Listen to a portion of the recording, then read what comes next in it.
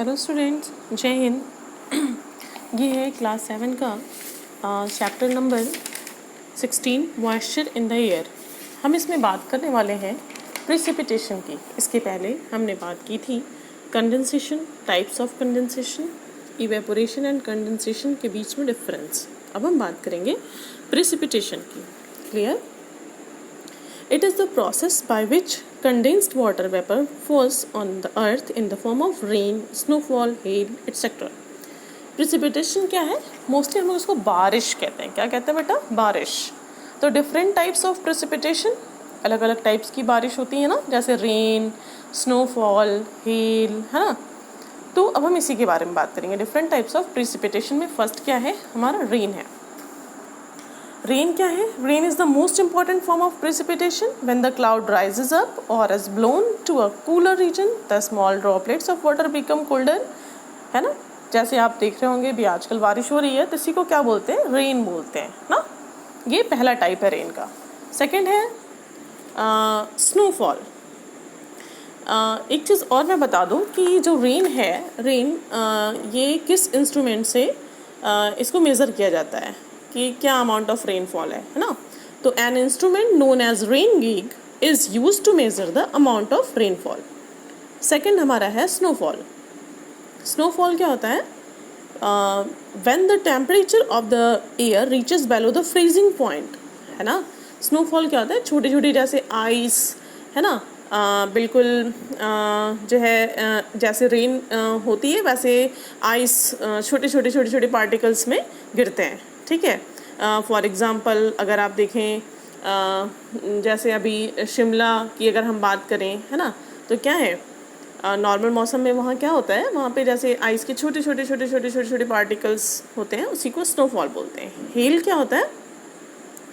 Hello जो है sometimes the rain drops may reach colder regions where the temperature is below the freezing point. In that case the rain drops get frozen, है ना। यानी कहने का मतलब hello क्या कहते हैं? ओले जिसको बोलते हैं ना, ओले मीन्स क्या होता है? अभी स्नो फॉल में हमने बताया कि आइस के छोटे जो है टुकड़े यानी पार्टिकल्स होते हैं ना, एकदम छोटे छोटे। लेकिन हेल में क्या होता है? थोड़े बड़े बड़े पत्थर होते हैं, बड़े बड़े जैसे स्टोन टाइप के, है ना, आइस होते हैं, उसी को हम लोग हेल स्टोन्स कहते हैं।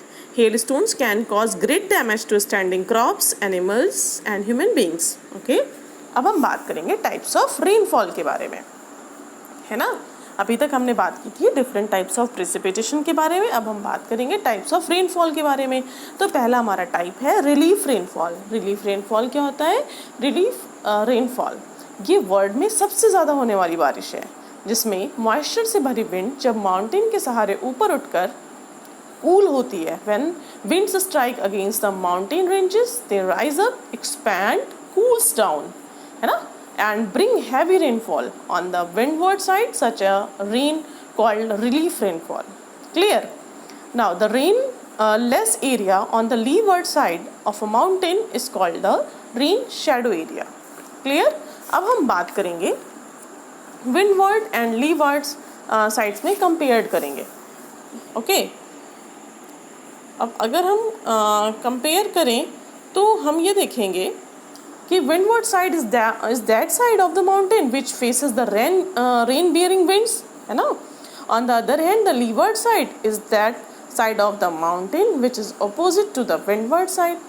When the rain bearing winds climb the windward side of the mountain, they cool down and bring heavy rainfall, है ना। अब अगर हम बात करें वेस्टर्न घाट्स जो है, on the other hand the eastern slopes of the western Ghats get lesser rain because they form of leeward side, है ना। The western slopes of the western ghats get more rain because they form the windward side. On the other hand, the eastern slopes of the western ghats get lesser rain because they form the leeward side. ये 2 points आप लोग learn कर लीजिएगा। Clear? अब हम बात करेंगे convectional rainfall के बारे में। ये क्या होती है भाई? तो सीधी सी बात है, the sun warms up the ground, clear, which warm up the air. Above it, a warm air rises it, cools and condenses, so rain falls. इसी को convection rainfall कहते हैं। अब हम बात करेंगे कि साइक्लोनिक रेनफॉल क्या होती है। In a cyclone winds from all sides try to rush, है ना, यानी चारों तरफ से हवाएं होती हैं और जहाँ पे लो प्रेशर होता है वहाँ होती हैं, यानी लो प्रेशर क्या जहाँ पे होता है वहाँ से चारों तरफ से हवाएं होती हैं, लो प्रेशर बीच में, ठीक है। तो क्या होता है वहाँ पे सर्कुलर मोशन में हवाएं बहुत तेज़ तेज़ चलती हैं ना, उसी को साइक्लोनिक रेनफॉल, और उस टाइम जब बारिश होती है ना तो उसी को साइक्लोनिक रेनफॉल कहते हैं, है ना। This rising air cools down, condenses and bring rain. This type of rainfall is called cyclonic rainfall, है ना। अब हम बात करेंगे underground water and its importance के बारे में। अंडरग्राउंड वाटर क्या होते हैं बेटा? The water stored below the surface of the earth is called underground water, है ना। Such water is soaked by the ground. When the rain falls during the rainy season, the level of this water goes on rising. देखिए बेटा, underground water किसे कहते हैं? Underground water वो होता है जैसे हमारे घर में मोस्टली बोरिंग होती है ना, ठीक है, बोरिंग होती है, समरसेबल लगता है, तो वो उसको क्या बोलते हैं? वो कहाँ पे होती है? अंडरग्राउंड वाटर में, ठीक है। तो जब बारिश होती है तो पानी का जो लेवल होता है वो हाई होता है, और जब सूखा पड़ता है तो ये लेवल जो है बहुत ही कम हो जाता है। इसी की वजह से क्या होता है, कभी कभी कुएं भी सूख जाते हैं, है ना। तो इसीलिए हम लोगों को अंडरग्राउंड वाटर को बहुत ही अच्छे तरीके से यूज़ करना चाहिए, उसका कहीं भी मिसयूज़ हम लोगों को नहीं करना चाहिए, ठीक है। पानी की इम्पोर्टेंस को समझना चाहिए। और अंडरग्राउंड वाटर चूँकि बहुत उपयोगी है हम ह्यूमन बींग्स के लिए, ठीक है, इसलिए इसके कुछ रीजंस हैं, हम जानेंगे। पहला reason, where surface water is not freely available, man can easily tap the underground water.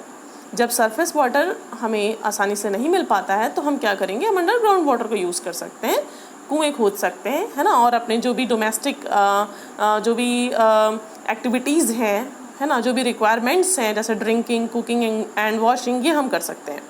Second, with the help of wells and tube wells, he can irrigate his fields and grow crops and trees, etc. हम लोग जो है कुएं और tube wells की मदद से अपने फील्ड्स को क्या कर सकते हैं? इरिगेट, यानी अपने फील्ड की सिंचाई कर सकते हैं, क्रॉप्स उगा सकते हैं, पेड़ वगैरह भी लगा सकते हैं। और ये जो पानी है ये कई टाइप से जो है अलग अलग टाइप से यूटिलाइज होता है, जैसे industries like steel, paper, cloth, dyeing, etcetera. Clear? So you have to learn only 3 points from this. Okay. Now I hope this chapter is clear. Thank you. Have a nice day. If you have any doubt, any confusion, you can ask freely. Clear? And please like, share and subscribe my channel. Thank you. Have a nice day.